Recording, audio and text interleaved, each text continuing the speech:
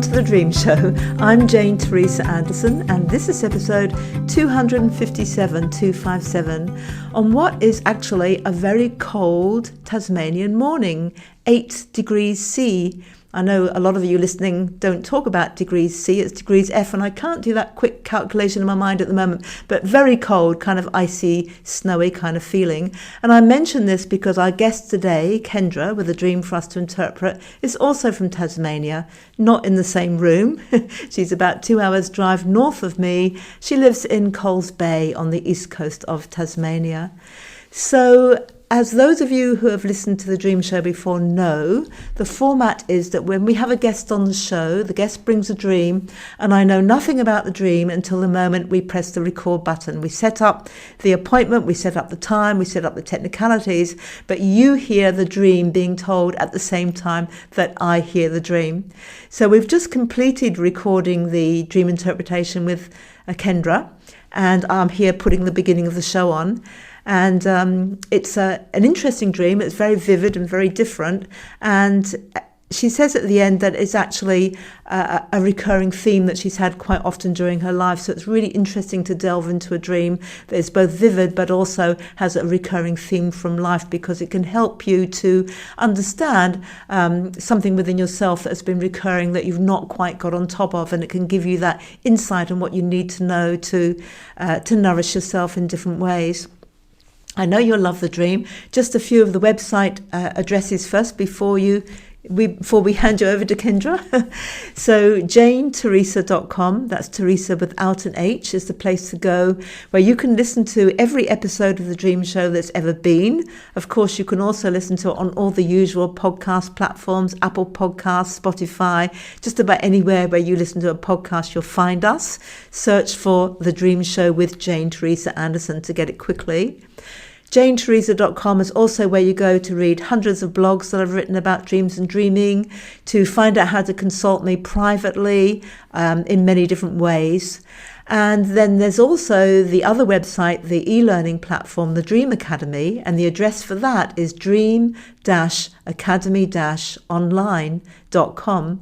And that's where you can go to take various courses that I've put up there. The first course is how to interpret your dreams step by step, and it goes from there.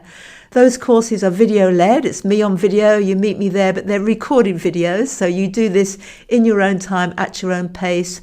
There's charts to download. There's things to fill in. There's lots of aspects of the course to take you through. So you can join people from all over the world. I've lost count of the number of countries where we have students going to the Dream Academy. But if you're interested to learn more, dream-academy-online.com. So anyway, on to the much more exciting bit, on to Kendra. Welcome to the Dream Show, Kendra. Thank you for having me. I'm very excited. I'm excited too, because, you're our 257th episode. We have guests from all over the world, but I have never before had someone from Tasmania, which of course is where we also live. So we're really excited about this. I'm looking forward to it. Thank you. You're not in Hobart where we are. Tell us where you're from. So I live in Coles Bay, which is a little coastal town on the east coast of Tasmania. Very beautiful. And it's very beautiful, isn't it, by the mountains and the sea? Absolutely. Well, as always, I have no idea what dream any guest is bringing. So if you'd like to tell us your dream, Kendra, we'll go from there. Absolutely. So it was quite a long dream, so I'll try and summarise it as best as I can without having to drag it out. So it started in a hospital in a hallway. I was walking down the hallway and I went past what I would say is the cafeteria. It was filled with people from my high school. I couldn't picture any definite faces, but I just knew it was people from my high school, and it kind of reminded me of like an American high school cafeteria. So there was myself and a man who I didn't know walking down this hallway to go to the room of a friend from school who was dying. And I didn't recognise this person, but he felt like it would be a husband or someone very close to her, even though I never saw his face and it wasn't her actual husband that she has in real life. So she was going downhill very fast. I don't know what was wrong with her. I just know that she was dying. I was in the room with her and she started to turn a white sort of grey colour. And then I suddenly went as if I was still in the room, but I could see what was happening in the courtyard outside the hospital. And one of our high school friends, who I'm still friends with now, who's very close to the person who's sick, was leaving and rushing through the courtyard on the phone. And another person was asking her where she was going. And she said really urgently, like that she just couldn't stay here and that she had to leave. She had to go to work and just couldn't stay here for this. And I just thought that was very strange. She was leaving and I was quite angry and sad at her because her and our other friend are very close, as if they were sisters. And I just couldn't understand what was happening. And then it went back to being in the room and she was fully white by now, my friend. And the hospital doctors and nurses were saying that she'd passed away.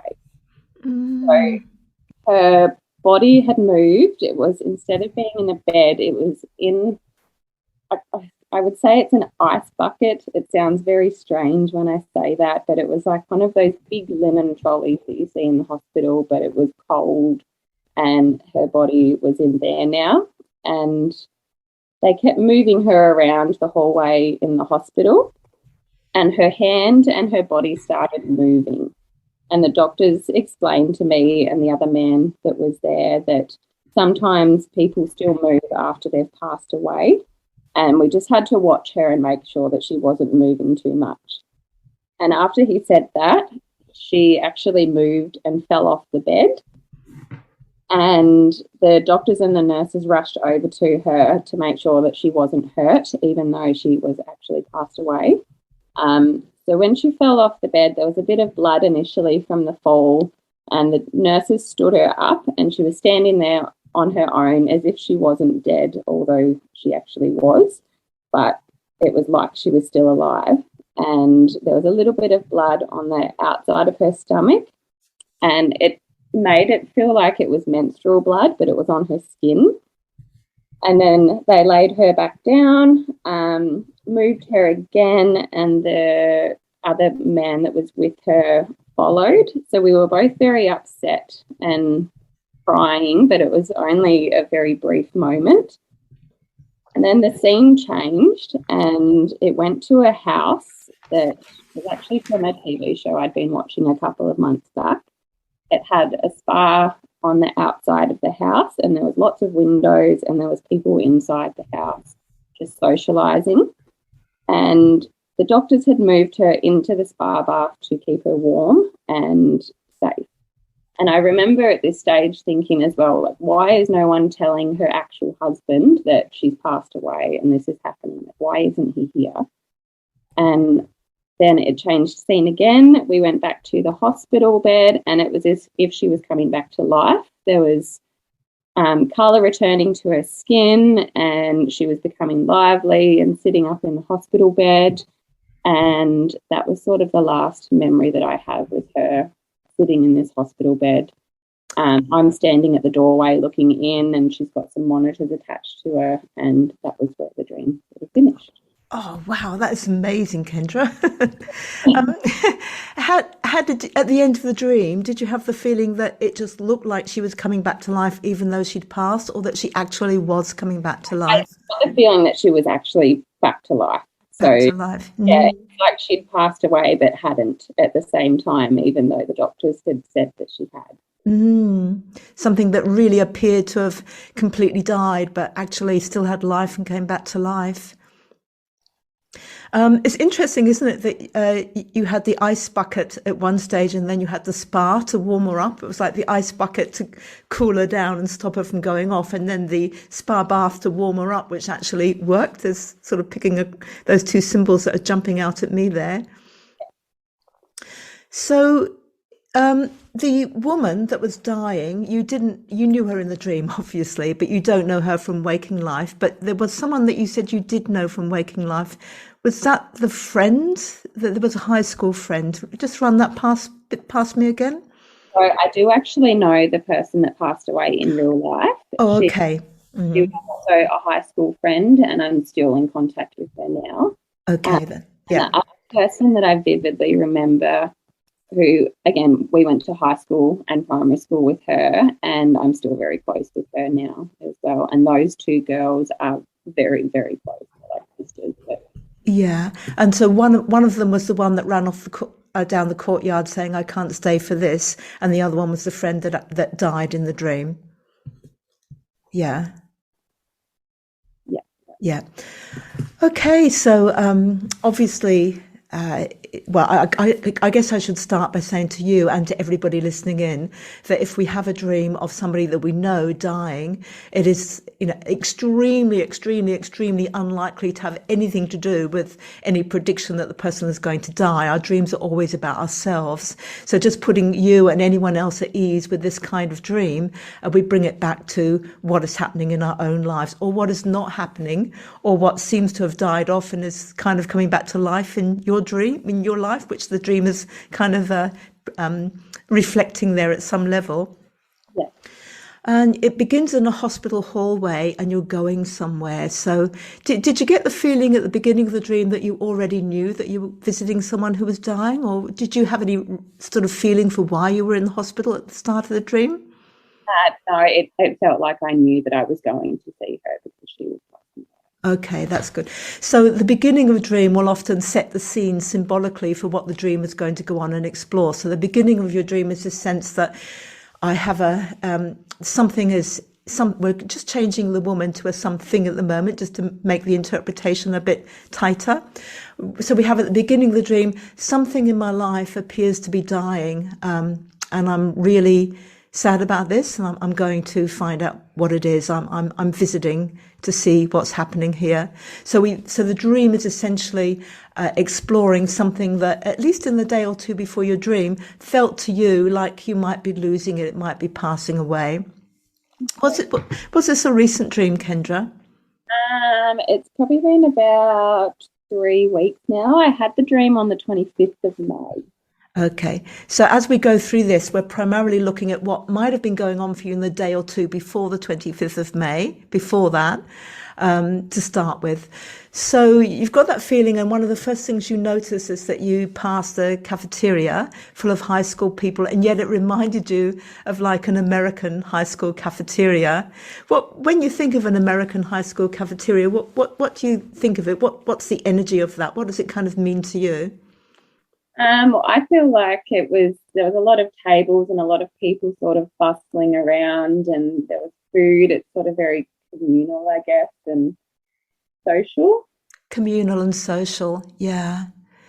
So there's a sense that on the way to finding out what feels like it might have been dying off in my dream, I'm noticing a sense of community and social. So this may be about a sense of, and it's a bit too early to call it this stage of the dream, but it may be a sense of there's something about my life, my social life and community life that I'm having to visit now because I've got a feeling that I'm losing touch with it, that it's dying off in some way.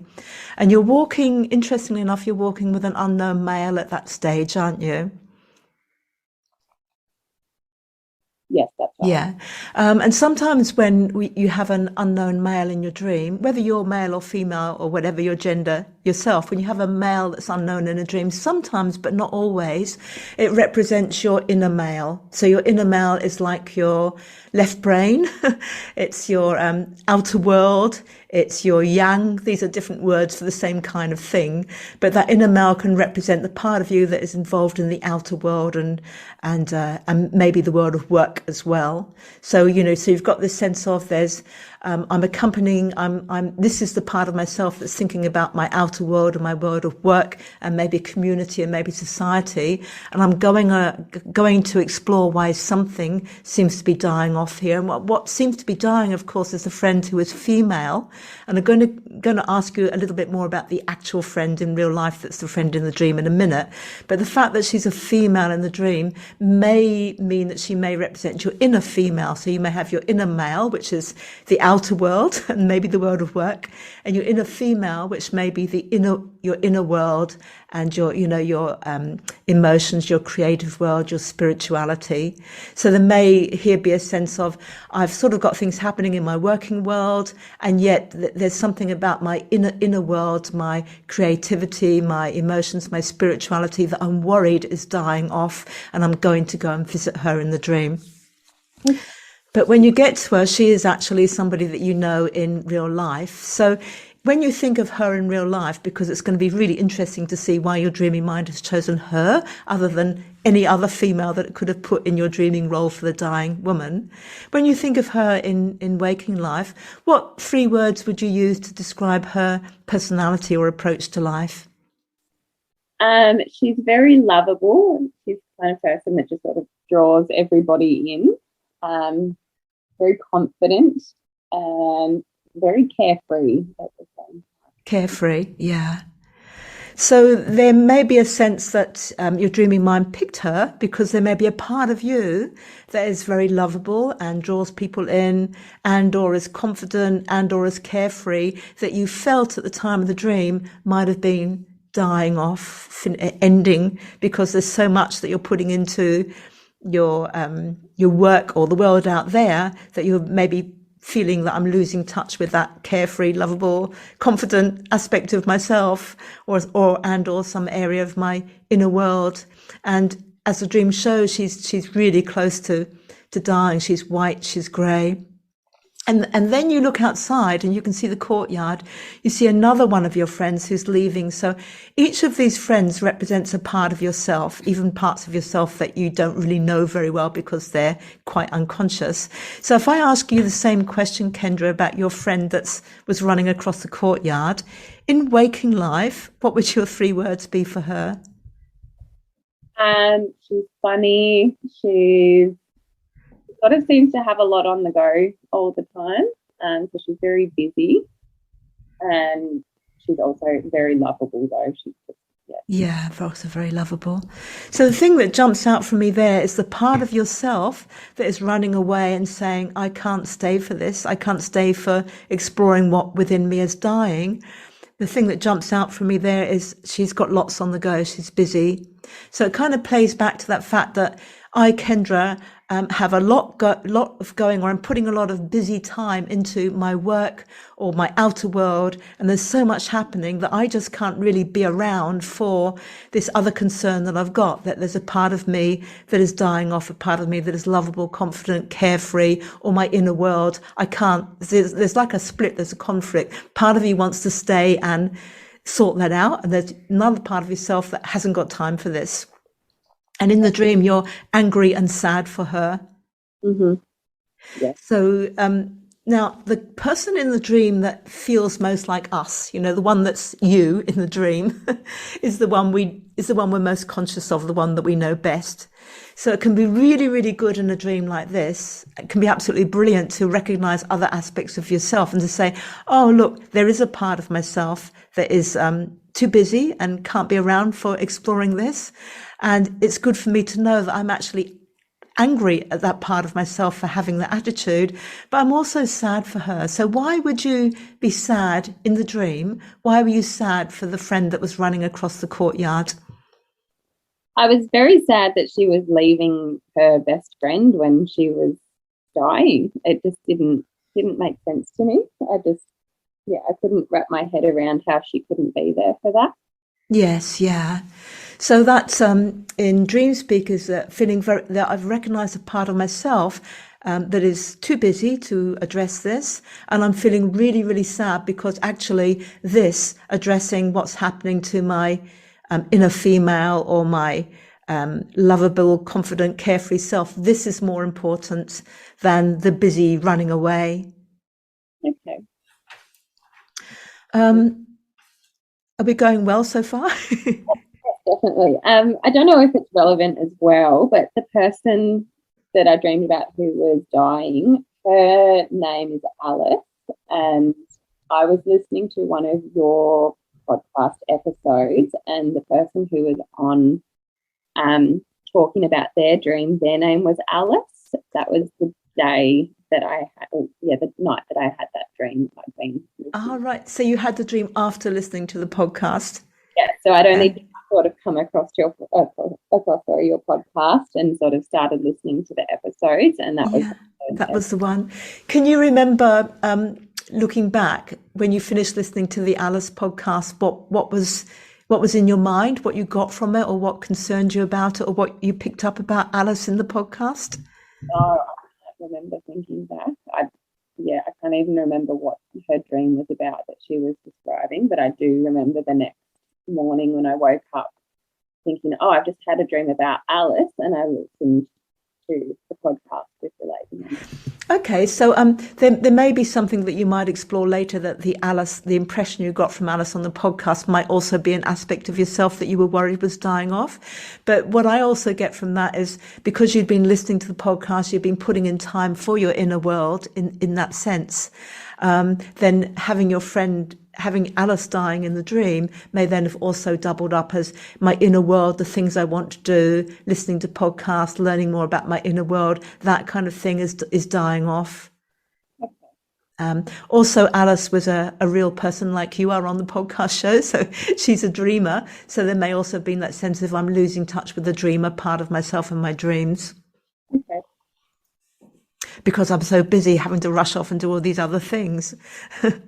So what I really like about the next kind of turning point in your dream, Kendra, is that after you watch your friend go across the courtyard, you're angry and you're sad about it, and then you turn back to the room to sort of really focus on what's happening here.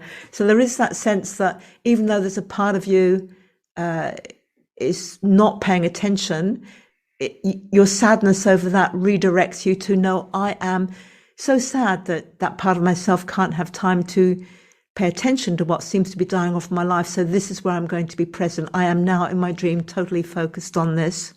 Okay. Yeah. And by now she's not passing away. She has passed away. So there's a sense of, in the dream, oh, so actually how I feel is I'm not even feeling that I'm losing touch with this aspect of my inner world, or whatever it is. I'm not even having the feeling that it's passing away. I'm acknowledging that I actually feel that it has passed away. Like I'm really feeling, perhaps not in denial anymore, but that something has actually gone from my life. And yet there was a bit of movement. There was a bit of movement. And then she was in the big ice bucket. Now I know that, in mortuaries we put people on ice. I totally get that. But it was odd that you said it was an ice bucket. So what do you associate with an ice bucket? Keeping things cool, and like what you would put drinks and things in to enjoy later. Yes. And very strange, but yeah, no, it's things to enjoy later. Putting something on ice. Yeah. And knowing that we know where the dream is headed and that she does actually revive, there's a sense in the dream at this point of, oh, actually, well, look, maybe I haven't lost touch with this thing. Maybe it's just been put on ice. It's something I can enjoy later. So, if you're relating to this, Kendra, there may be a sense that you might have said to yourself, look, I know I'm really busy with work and with all this outer world and the things I've got to run around and do, but one day I'm going to return and I'm going to enjoy my inner world or my dreams or whatever it is, all these other things. I'm going to enjoy my carefree, but it's later. I'm putting it on ice for the moment. It's something I keep putting on ice. And of course, there are good rational reasons why we can talk ourselves into those things sometimes. But on the other hand, as our dreams will often show us, life is lived in the present moment. And to put things on ice for too long is not always a good thing. We've got to find a way to bring some balance in. But there's movement, and even then the logical part of yourself, represented by the doctors and nurses, is sort of saying, oh, well, bodies will move slightly after death. And so the logical part of yourself is kind of pushing that away. But then as the dream goes on, she does seem to come more and more to life. So the more that you focus in the dream on this, what this inner female represents to you, maybe your inner world, let's from here on just call it your inner world, but it may also be your carefree spirit. But the more that you focus on this in the dream, the more she comes to life. Yeah. Yeah. So first she fell off the bed and there was blood, and yeah. she stood up as if she was Not dead. The nurses stood her up and she just stayed standing there. So she just was sort of expressionless and just standing there. And they put a gown on her. I don't think I mentioned that, but they put a gown on her and laid her back down. But yeah, she was standing as if she had control of her body. So was the gown like the kind of gown, like a hospital gown that you would put on someone that was dead or someone that was still alive? No, someone that was still alive. Okay. So even though she stood up, they stood her up, Mm-hmm. she was standing on her own 2 feet, but she was expressionless. There was a sense of clothing her in a symbol which said that actually maybe she's still alive. Here's a different gown for her. Yeah. So there could be a sense there that at the time of the dream, you're beginning to think, well, maybe I can bring back into my life what I've put on ice. Maybe I can bring back into my life what appears to be dead and gone. I'm not quite sure how to handle this. Or maybe there's a sense that you've been put into place, like the nurses put her into place. I've been sort of put into place to do something, but I still feel a bit dead about it. I can't, am I going to be able to bring this back to life? And I'm expressionless. I'm not quite sure how I feel about this. And then we have the blood, which seems to be menstrual blood, but on the skin. Yeah, so initially it didn't feel like that. When she fell off the bed, everyone sort of rushed to her like she was injured, like she'd hurt herself falling off the bed and that broken skin and she was bleeding. But when she was stood up, it wasn't a lot of blood. It was just a very small amount of blood on her stomach, and the nurses sort of said that it was menstrual blood, and then that's when the gown got on her and she got laid back. That is fantastic. So you go from a symbol of blood as an injury, oh my goodness, there's something wrong, there's something harmed, to a symbol of blood as menstrual, in other words, perhaps fertile, Mm-hmm. perhaps creative. Yeah. And the stomach area also. Well, what do you think? What do you think of when you think of that area of the body? The stomach. Mm. Functional. Yes.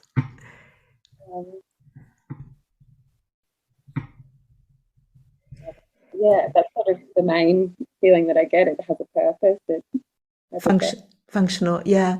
So if we're looking at the stomach functionally, it's perhaps what we digest about life, what we can accept and pass through. It's also a very vulnerable area. It's also the seat of our intuition. We talk about our gut instinct, maybe. I mean, that's not the stomach, that's the guts below it. But I was also wondering with a lot of people might say from yoga, for example, the stomach is the second chakra, which is the creative aspect of ourselves. It's also, although you are talking anatomically of the stomach, which is correct, that area of the body is where the uterus and the ovaries are as well. So there's a lot of focus on that. But to me, it's that sense of, yeah, okay, there's a sense here of something in my life that I may have been worried about as being, will I hurt myself? Well, if I go more into my inner world or my creative world, will it injure my life? Will it be a bad thing? Or will it actually be a creative and fertile thing as represented by the menstrual blood? Okay. So then we do a complete kind of scene change and we go into the house, which is featured on a TV show that you've been watching. Yes, it was. Right. So sometimes when we have that complete, not always, but sometimes when we have that complete scene change, it's like we take where we've got so far and go, oh, okay, right, I've got something from that. Now let's put that into a slightly different context and get some more information from it. So can I ask what the TV show is that you were watching? It's called Casual. What's it called again? Casual. Casual. Okay. And what is the essence of the storyline? It's about a woman who has been divorced and she's now living with her brother and her daughter in his house, and just about her life after divorce and dating and. Right. So she's living a life after divorce. She's living a life after something that ended the death of her marriage. So she's living a life beyond something that had died, which was her marriage. Yes. Yeah. So although we're not talking about your marriage, to put into that house is then saying, okay, so we're moving from a situation where something appeared to have died off, or maybe it has died off, and we're reviving it in a different sense and putting it in a different situation. I'm also struck by the fact, Kendra, that the TV show is called Casual, and you described your friend that was dying in the dream in real life as being carefree. Now Yeah. they are kind of different, but there is a kind of similarity there, isn't there? Yeah. Can you see a connection between casual and carefree? And yeah. Yeah, Yeah. Yeah. yeah. So it may, as well as this death in the dream relating to your inner world, it may also relate to that sense of, I, Kendra, like to feel casual and carefree, but I have not been able to really nurture that part of my life because I've been so busy. Haven't been able to stay around for this, have been so busy with work in the outside world. And I now want to bring this part of myself, this casual, carefree inner world, back into life. And hence the setting. And now we move from from a big ice bucket to a lovely warm spa bath. Yeah. That's right. And you particularly said the spa bath was nice. I wrote down when you said that because you said it was warm and safe. So Yeah. we've gone from putting something on ice to enjoy later to wanting to now warm it up and keep it safe.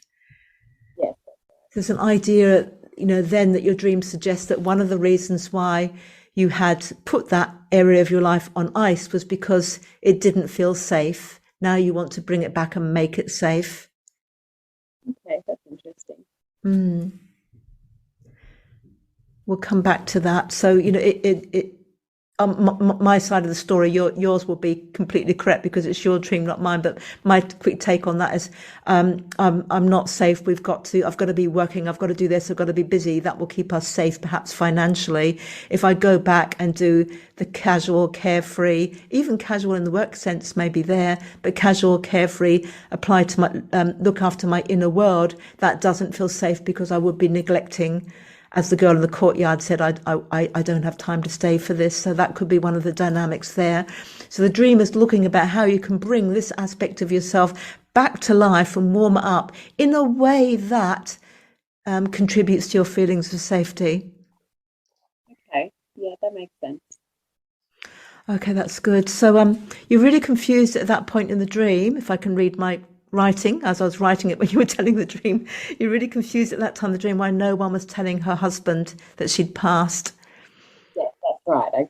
It was really odd that nothing had been mentioned about him, but there was this other man there that had that feeling that he was close like a husband would be, but it wasn't her husband in real Yeah, life. in real life. So the guy in the dream, how different was he? What was the guy in the dream's kind of personality?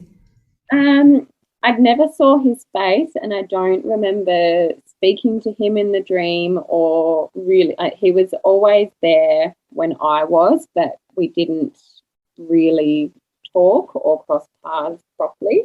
Uh, Mm, but he felt. I can probably only describe what I could see of him, how he looked. He had short, dark hair. He sort of had an athletic feel to him, but yeah, as far as his personality, I don't know because I just don't remember. yeah, that's okay. So he would have represented, perhaps because you had that question, why is no one telling her actual husband, and I have this other guy with me who's kind of like a husband. There was like two husbands that were referenced in the dream. So to me, this sounds like, how we said at the beginning, oh, well, the unknown male can be your outer world, your yang. So there could be a sense of confusion over, well, what is my outer world, in order to bring back to life something about my inner world, and yet or casual or carefree, and to keep that safe. I'm noticing that I've got like two different tracks here of my outer world. There's one represented by a husband in the dream who is oblivious to all this happening, and the other represented by this other guy in the dream who does know what's happening, but I can't really connect very closely with him. I haven't really got a feel for him. Yeah. Yeah, so it's like there's two aspects of your outer world there. and the first one, that maybe like the husband, you may be feeling that there's a part of me that really has so busy with the outer world, has no idea really what is happening inside of me, and yet there's this other part of myself which is also a male, an unknown male, so it could also be a part of my outer world that is interested and is with me. I can't quite connect with him, but there is something here that is supporting me here in this. So, to me, it's like, Kendra, a transition. This is how I used to be in the outer world, but I'm beginning to see that if I want to bring my inner, casual, carefree self back to life, then there is another kind of male figure, another kind of yang that I can bring in that will be more supportive of this approach. Okay, that's very So I then wrote down after that, so then she comes back to life, which is fantastic. So it's like, yes, you have achieved this. You've got all the dynamics in place to bring this aspect of yourself back to life. And then, oh no, that was the end of my notes. The things I've written down since, the things that we've been talking about. So, yeah. So that dream was nearly 3 weeks ago now. So it's very possible that what you were dreaming about and trying to bring back to life, it's possible that you might have put steps into place between the dream 3 weeks ago and now to bring something back to life. Or this may just be, nothing may have happened and this is adding insight. So would you like to say, how this has gone for you and what you relate it to, how it feels, the interpretation? The closest thing and the thing that I first think of is that I have just taken on a new job, which I was meeting with the owner of the business probably around the time of this dream. It was about a week before, but it was definitely starting to begin, even though it hadn't officially started yet. Yeah. And with this new job, I do have to sort of revive a lot of social connections and, put a lot of things in place that I haven't had to do for a long time. And that's the closest thing that I can relate it to. But a lot of what you've said definitely connects with that. Yes. Yeah. And if you could put your finger on what it is that you thought was passing away, but that you now would like to bring back into life, what would it be? That I'm not 100% sure on yet. I can definitely feel some sort of connection to that, but I can't be sure exactly what part of me that might be. The only thing I would put it down to is the fact that I do have to, I guess a part that had already gone away is a lot of my social connections. Obviously being on maternity leave and having a young baby at the moment, there's a few things that I haven't done for a long time that I would have probably used to have done. And I do need to start doing them again for this job. Yes, yeah.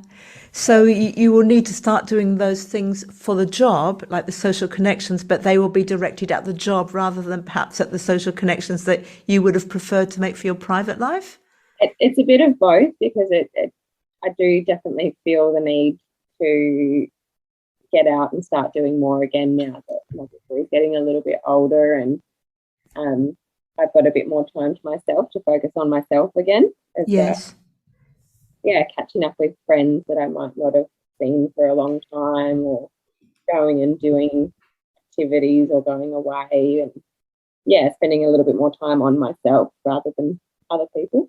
Yes, yeah, absolutely. So you can see the dilemma that part of you doesn't want to keep that on ice for much longer, that getting out and about for yourself and giving time to yourself. And yet at the same time, you're being asked to, you're looking at, because you had the meeting about the new job, you're looking at bringing some of those energies in, but instead of devoting them to yourself, devoting them to the job, instead of the time that you will put into social connections being about you, it's being about the job. And hopefully, in a great job, that will be nurturing to you, and doing the social connections around the new job will be also nourishing for you personally. But on the surface, it's like, well, Oh, I've waited all this time to get my social connections back. I'm going to have to go and do them at work rather than in my own time for myself. Definitely.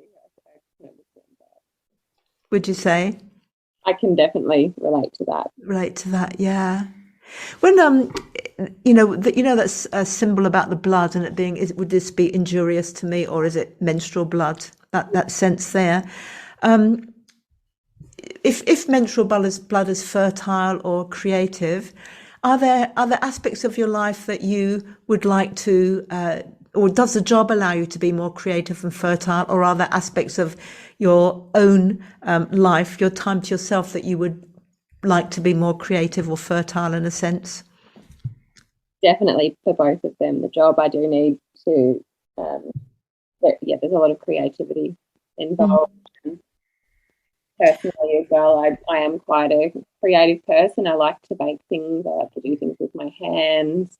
Um, Yes. I definitely haven't had the time to do. Yeah. I would like to do more. Yeah, and we're also hopefully starting to build a house within the next few months. So I've been trying to, design and create that as well. Just pile it all on. Yeah, yeah. Young child, new job, build a house. I love it.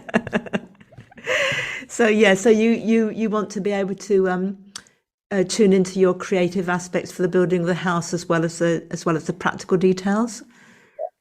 Yeah. Yeah. So I guess one of the aspects of the dream, one of the high emotions that you had in the dream was being angry and sad for the woman that was running across the courtyard because I've got no time for this. Yeah. Do you find yourself in life or at the time of the dream ever turning around to someone and saying, "I've got no time for this"? Um, Probably not saying it directly to people, but I definitely think I take some things on that I probably shouldn't, or I don't manage my time well enough to do them properly. Yeah. And when you say take things on, you mean things that are probably not nourishing for you, but are directed towards outside things? Yeah. Yeah. So she running across the courtyard could represent that part of yourself that is given voice in the dream, because often things that we don't say or emotions that we don't express in waking life can be expressed in our dreams because it's like, oh, yeah, I'm going to get this out in my dream. So she running across the courtyard would be that part of yourself that might be going, I've just taken on too much, or don't feel that I'm managing them well.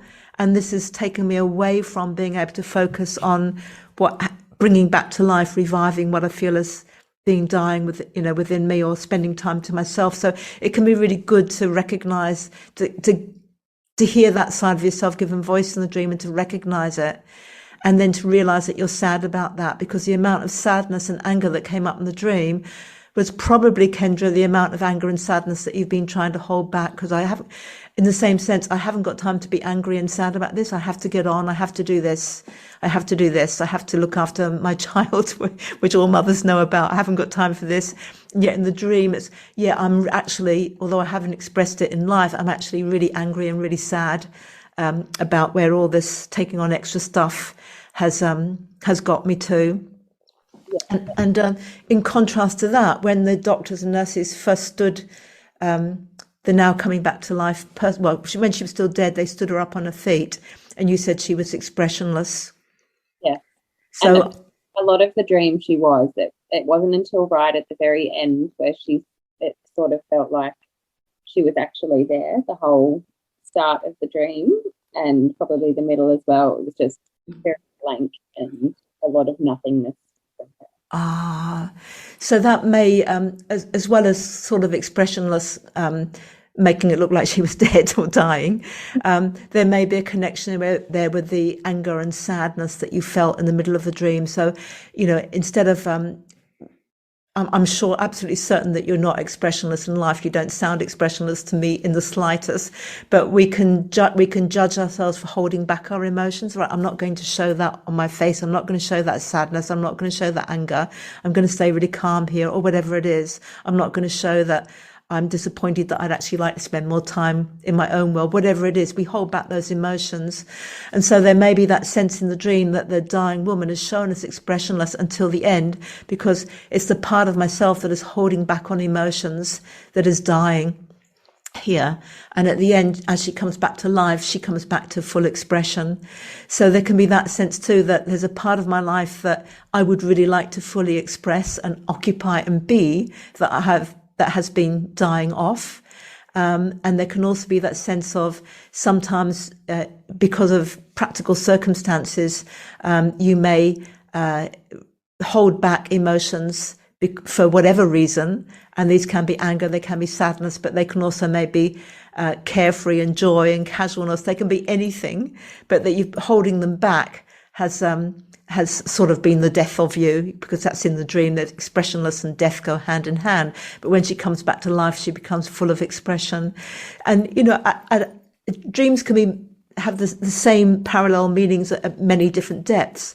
And it may be that in bringing this aspect of yourself back to life, that you actually want to express yourself more, not just in actually telling people, actually feel angry about that, or I feel sad about that, not just that, but actually express it as in maybe, I don't know, dance, speak, write, some kind of expression that you've been holding back on that you want to bring back into life. Yeah, I can definitely do that. How would you, if you could wave a magic wand and bring some kind of expression back into life, what is it that you would love to fully express? I'd love to bring my creative side back a bit more, and just do what I love. And I've always struggled expressing emotions, whether it be, happiness, anger, sadness. I've always struggled with that. So that's definitely something that I would like to get better at. I don't know. Yes. Oh, look, they're really solid outcomes from the dream to put into place, aren't they? With other dreams, you can maybe explore why it is that you struggle to express some emotions and get to know those parts of yourself a bit more. And, part of that may be like the woman running across the courtyard, got other things to do, can't stay around for this. So maybe you may have been brought up to believe that don't have emotions about things, just get on with life, just, shouldn't be spending time with emotions, just get on. So have a look at maybe through other dreams why you have struggled with expressing your emotions. And then, of course, it's about making it right to express your emotions. And what jumps out to me in that is that when you got the woman out of the ice bucket and into the warm spa, you said there was a feeling that it was warm and safe in there.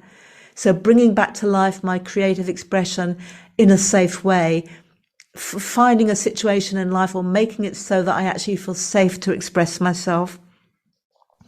And you say, you'd love to bring back your creative side and do what you love. And you already, whether or not you tell us what you love, you already know what you love. What we love, we know, we're very sure about. And sometimes I remember well as a mother, when I was a mother of little children too, busy, that it's very hard to find time for a great grand plan of being creative and doing what you love. But you can always take little steps. So, if you love baking, and you've got in your head, I'm just using this as an analogy, and in your head you've got a picture of baking the most amazing 10-layer cake with the most unusual icing that you've ever seen on it that tastes actually exquisite, but I haven't got time to do that. You start by making a little cupcake, so it's just little steps of anything that you can do that just kind of dip into your creative side. Just actually, making yourself do them, even if it takes 1 minute, even if it's just 1 minute in your day. You can't cook a cupcake in 1 minute in your day, but you could jot down a recipe for it, or you could close your eyes and imagine yourself making a cupcake, or whatever it is. Just spend a little bit of time each day, even if it's just a minute, either doing or imagining yourself doing what you love creatively. And over time, that will build up, and you will gradually notice that you do actually have little opportunities in life to do that. And some of those opportunities may be because you start to stop taking on so much, or you start to find different ways of managing life. Yeah, Or you start to express yourself in different ways and say, actually, no, I'm not going to express my anger in terms of tearing the house down, but I am going to gently mention that actually I'm quite angry that I've taken on this extra job. And so I think I'm going to find a way to, I'm not talking about the new job. I'm talking about, you said you take on extra things and that that you find ways to untake them, untake them on, because at the end of the day, we need to nourish and nurture ourselves, or we're hopeless for anybody else, aren't we? Is there anything else that you would like to ask about the dream, Kendra, or say about it? Not specifically about this dream, but it's definitely a recurring theme for the dreams that I have, is to do with either death and not dying, or it's death and people from my past, I guess. I've definitely had a lot of vivid dreams. Yeah, I got the first one. A lot of them have been dreams about death and yet not dying, but I didn't quite catch, you dropped out slightly on the second version of the theme. Can you say that again? Absolutely. So again, around the death and people from my past. People from your past. Okay. So, as a rule of thumb, our dreams process the last 1 to 2 days of our conscious and unconscious experiences, and then resonate with anything from the past that resonates with that. So bringing in people from the past is sometimes because it's like, oh yeah, that person reminds me of the feeling that I was going through yesterday, or what happened back then with that person is similar to what I'm experiencing now. So always have a look at those people that come up from the past from that perspective. Are they highlighting times from your past which are similar to now? Or do that thing that I did with you. What are the 3 words that you would use to describe this person's personality? Because that person from the past is representing an aspect, a part of yourself that's got those aspects, and that can help you to see that. So in general, that sense of, it sounds to me from what you say that this dream is really a vivid version of a recurring theme throughout your life, that you may have often, this may be now your big shining moment, Kendra, to finally bring back to life what you put on ice, that in the past you may have had this feeling of, I've put my expression on ice, I've put my emotions on ice, I've put my creative self on ice, whatever it is. And yet I know I can warm it up, I can kind of bring it back to life, but yet I don't, because I have the dream theme again. So this is an opportunity to say, no, I'm going to bring it back. I'm really going to bring something back into my life that I've let go, and I'm going to keep it here this time. Yeah. Another possible reading on that is that, and I don't think this is it, but I would, another possible reading is not being able to let things go. So sometimes in life we do need to let things die off. We need to let old attitudes go. We need to let old relationships go, whatever it is. There are millions of examples.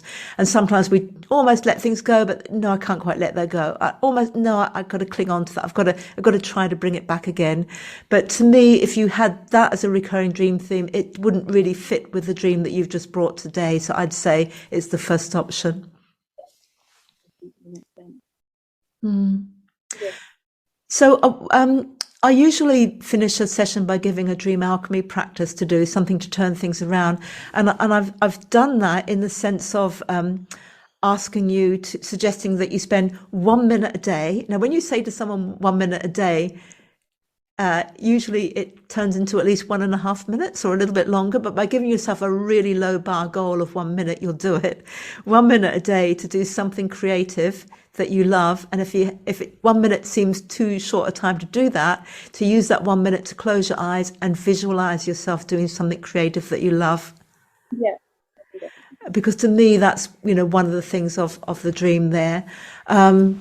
Otherwise, your dream has got such a positive ending that it already resolved it. It brought her or that aspect of yourself back to life, and you felt good about it. So it's that sense of bringing that back, the joy. And I guess the last thing I'd leave you with is that sense that sometimes, as in your dream, sometimes it can seem that something has completely gone, that it's beyond bringing back, and yet, in this dream, you brought it back. So if you ever catch yourself thinking, it's too late for this, I'm too old for this, I can't, what's the point? It's gone. Think again. Yeah. Okay. Look, thank you for being not only a wonderful guest on the Dream Show, but being so close to home from me. So for people listening overseas, you're what, about 2 or 3 hour drive from me? 2 hour drive from me, probably. Yeah, not far at all. So thank you for being a wonderful guest on the Dream Show, and have a beautiful day, Kendra. Thank you so much for having me. I really appreciate it. It's a pleasure. So I hope you got lots of tips for how to approach your own dreams from listening to Kendra and I talking about her dream.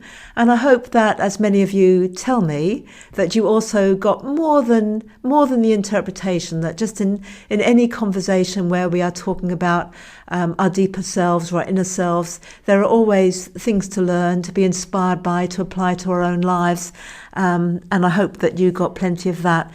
It is wonderful to have guests on the Dream Show. It is a wonderful thing to do, to volunteer, to put up your hand, to share a dream for everybody to listen to and to gain so much from. And if you'd like to be a guest on the Dream Show, simply go to janeteresa.com, go to the menu, and under podcasts, the Dream Show, there's a drop-down box, and you'll see guest on the Dream Show.